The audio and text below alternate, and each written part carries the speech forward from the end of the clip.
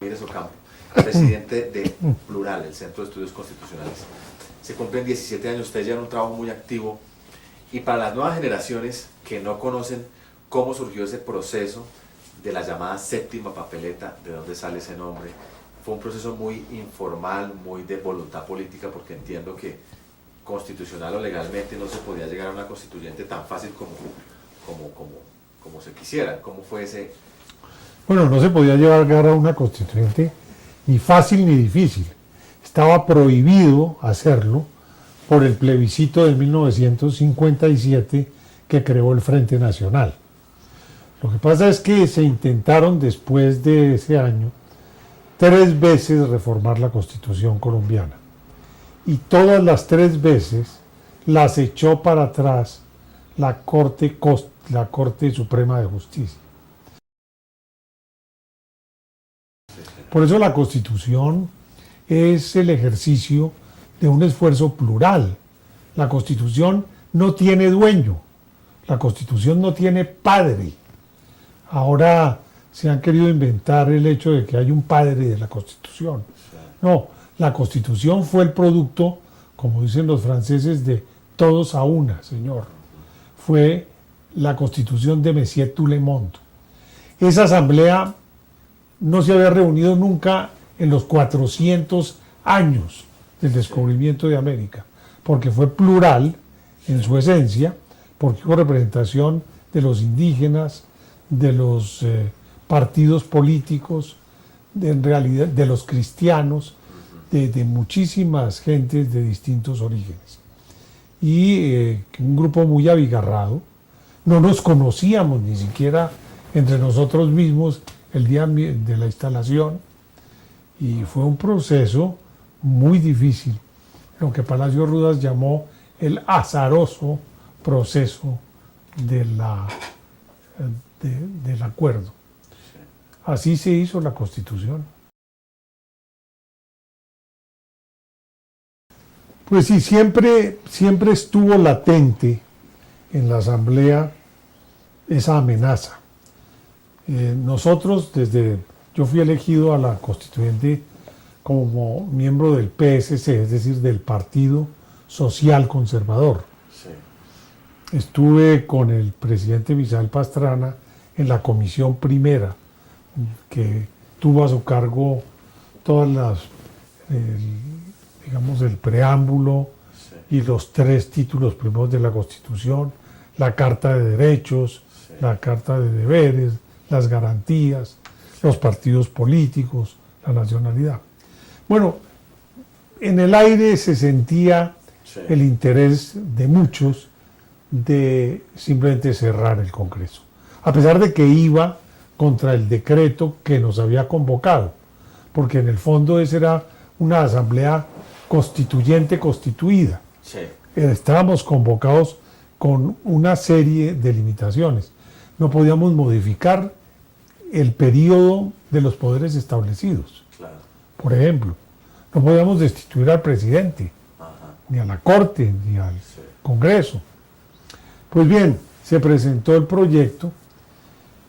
A nosotros, el presidente Gaviria, el presidente Pastrana y a mí, nos invitó un día a almorzar.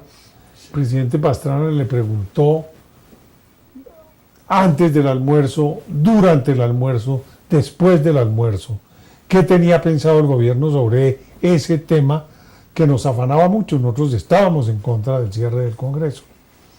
Y él dijo que eso no iba a pasar.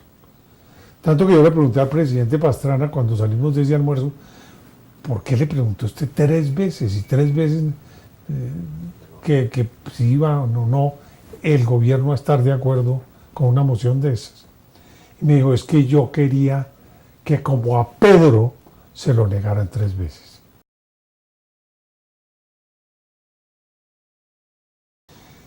Mire, nosotros les hemos seguido al paso desde Plural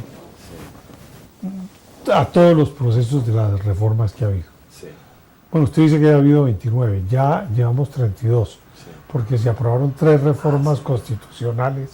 Ahora se aprobó el de regalías y se aprobaron el de sostenibilidad fiscal. Sí. Y comisión de televisión. y comisión de televisión. De modo que ya vamos en 32. Y de los 32 hay como 57 artículos modificados.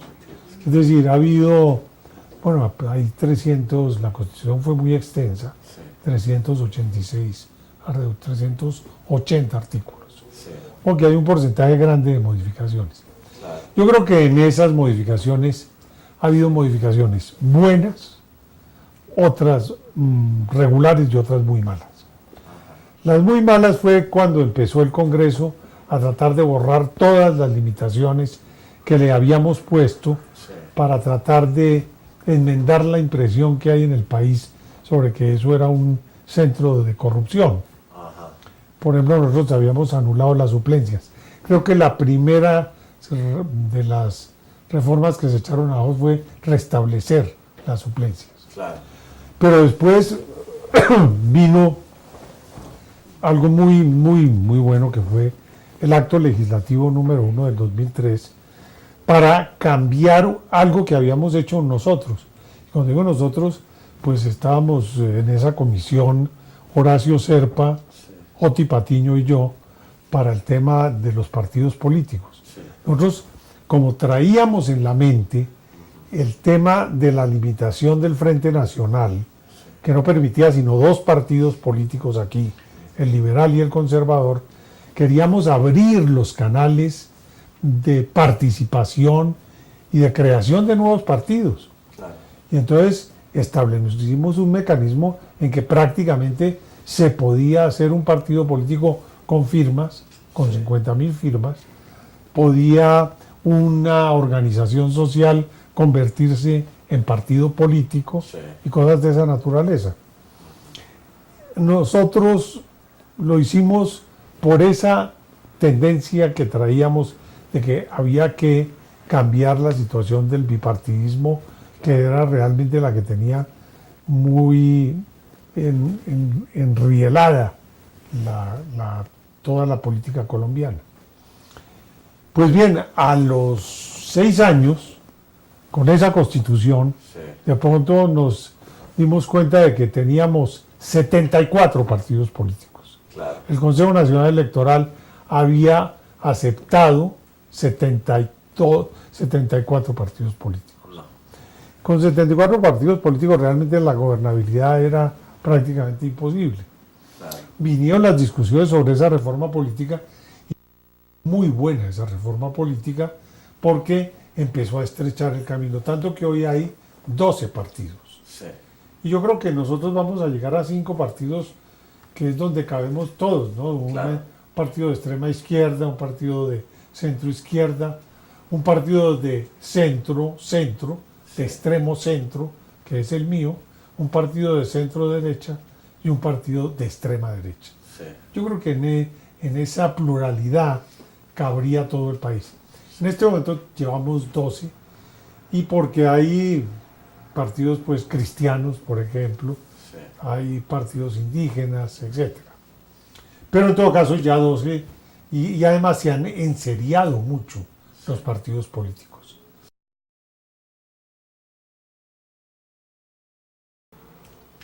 Yo creo que esta constitución del 91, que tiene temas absolutamente sustantivos, por ejemplo la Carta de Derechos sí, y de Garantías, esta constitución nuestra, y ahí discutimos maravillosamente sobre todo este tema de los derechos.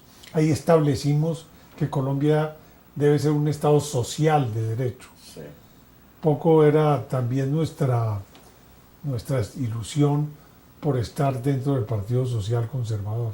claro. Bueno, había la discusión allá era si hacíamos una carta de derechos Sí, como se hizo, muy puntual, o simplemente se reemplazaba todo eso por un artículo que dijera pura y simplemente Colombia adhiere a la Carta de los Derechos Humanos de Naciones Unidas. Probablemente era suficiente con eso. Pero como en este país lo único que se hace es violar los derechos humanos, claro. pues entonces lo que necesitábamos era una carta que le enseñara a los colombianos a respetarlos. Por eso incluso establecimos en el artículo 41 que enseñar la Constitución colombiana era obligatorio a todos los niveles de la enseñanza. Sí.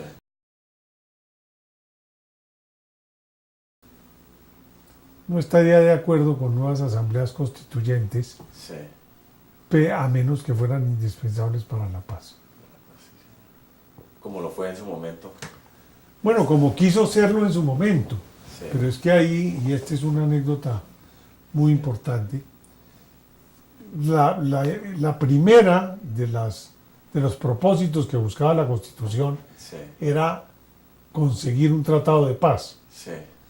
Estábamos empezando a esa discusión, inclusive había contactos con varios de los grupos integrantes de la Coordinadora Nacional Guerrillera Simón Bolívar.